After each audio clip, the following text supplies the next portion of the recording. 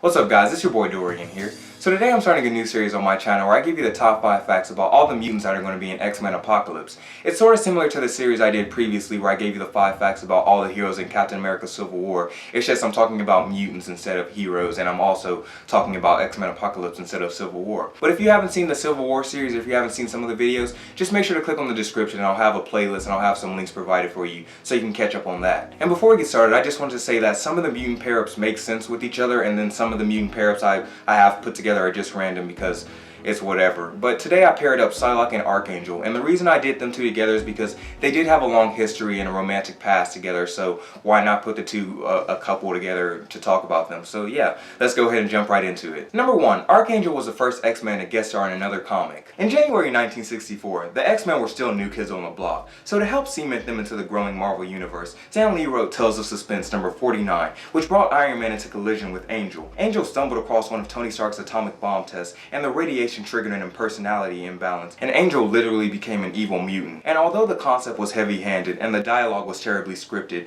this is the first hint of personality conflict Angel would have up to this present day. Number 2, Psylocke's powers vary between telepathy and telekinesis. Psylocke was originally designed as a telepath, and a fairly formidable one at that. She could focus her telepathic powers into her trademark psychic blade, which she would then use to fry the mind of anyone she struck. When Marvel launched the Revolution strategy, a 6-month time jump that allowed them to change the status quo for various X-Men, Psylocke swapped powers with Jean Grey, becoming a telekinetic. The swap was never really explained though, and this was kind of forgotten about as time passed. But in the Dark Angel saga, Psylocke encountered Jean Grey from another timeline and was given a serious power-up. Jean unlocked all of Psylocke's powers, leaving her as an Omega level mutant with unlimited potential, both as a telepath and as a telekinetic. But in spite of her remarkable increase in power, Psylocke prefers to be up close and personal when she takes on her enemies.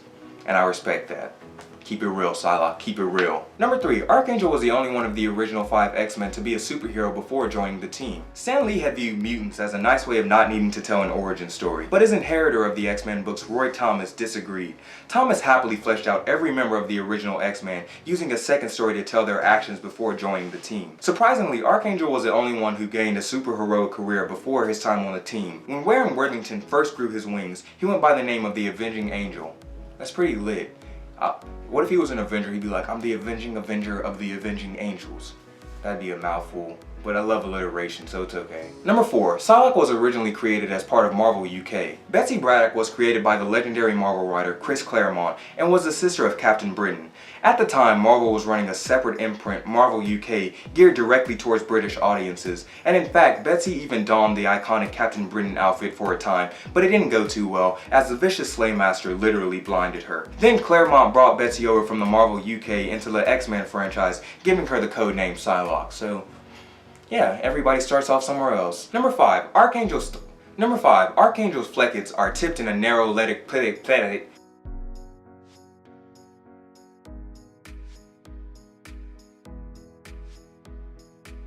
God damn it! I can't get this! Number 5, Archangel's fleckets are tipped in a narrow paralytic toxin.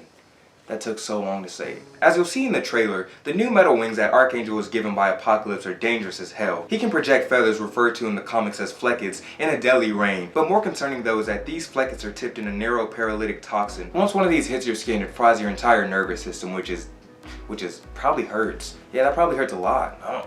I wouldn't know because I've never been hit with fleckets. Nor will I ever be hit with fleckets. If I'm ever hit with fleckets, then I'm doing something wrong, or I'm hanging out with the wrong people, but yeah. Number 6, Psylocke is a member of the Hellfire Club. The Hellfire Club are best known as enemies of the X-Men, with an inner circle consisting of powerful mutants such as Sebastian Shaw and Emma Frost. Movie fans may remember them from X-Men First Class, while they're going to be central to Fox's aptly named Hellfire TV series. But what you may not know though is that a number of powerful and wealthy heroes have ties to the Hellfire Club. The Braddock family have been members for generations, and Psylocke inherited that membership, and Tony Stark is also a member, so that's pretty cool. I mean, I guess it's not pretty cool because they're associated with being evil, but yeah. Number 7, Archangel has a long-standing romance with Psylocke. Although X-Men Apocalypse looks to be more faithful to the comics than any other X-Men movie to date, one thing that they're not exploring is Psylocke and Archangel's romantic side. In the comics, the two have had an on-again, off-again type thing going on since the mid-1990s. Both are powerful mutants with a dark edge and a history of wealth, and they've both been fan favorites and the writers' favorites also, so I hope we get to see some of that romantic tension in a future installment in the X-Men franchise. That was a big word and I'm proud of myself. So let's go ahead and move on to the next fact. Number 8, Psylocke was forced to kill Archangel when he inherited Apocalypse's powers.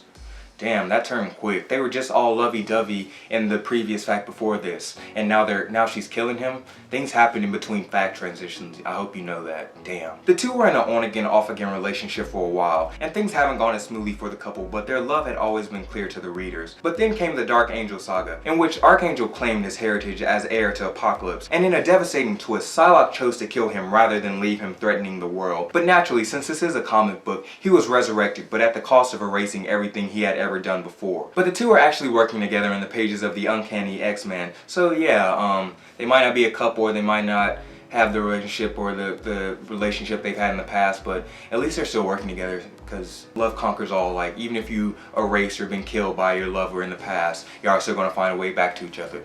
Look at Hawkgirl and Hawkeye. That's DC, but you know what I'm talking about. Number 9. A younger version of Archangel has been brought to the present day, and is actually dating Wolverine. Yeah, Wolverine.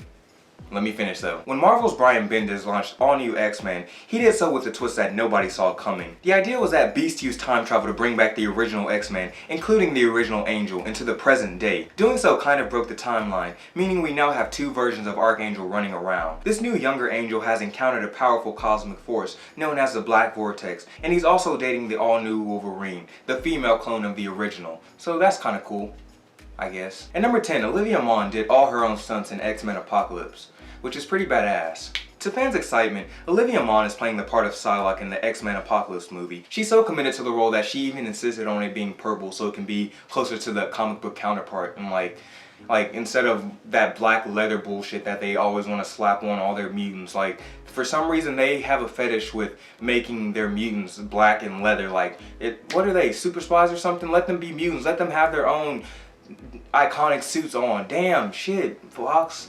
I'm sorry.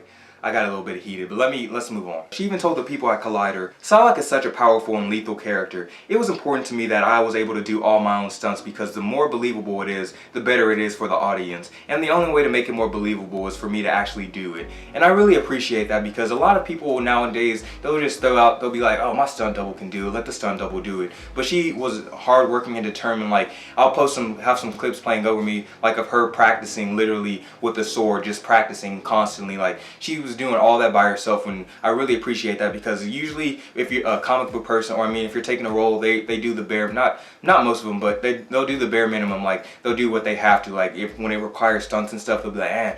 But she went all out. Do you know how hard it is to practice using a sword? I wouldn't know, because I don't mess with swords or anything like that. But yeah, guys, that's it for my top 10 facts on Archangel and Psylocke. I hope you guys enjoyed this video, and if you did, make sure to hit that like button and also subscribe, because a new subscriber is a new friend, and I like making new friends because you guys are pretty awesome.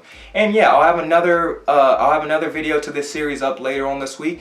But for now, just make sure to watch this video and like and subscribe. And I will see you later on, guys. Love you, peace out, and have a great day. Or night, depending on what time you're watching this. Or afternoon. Yeah, have a good day.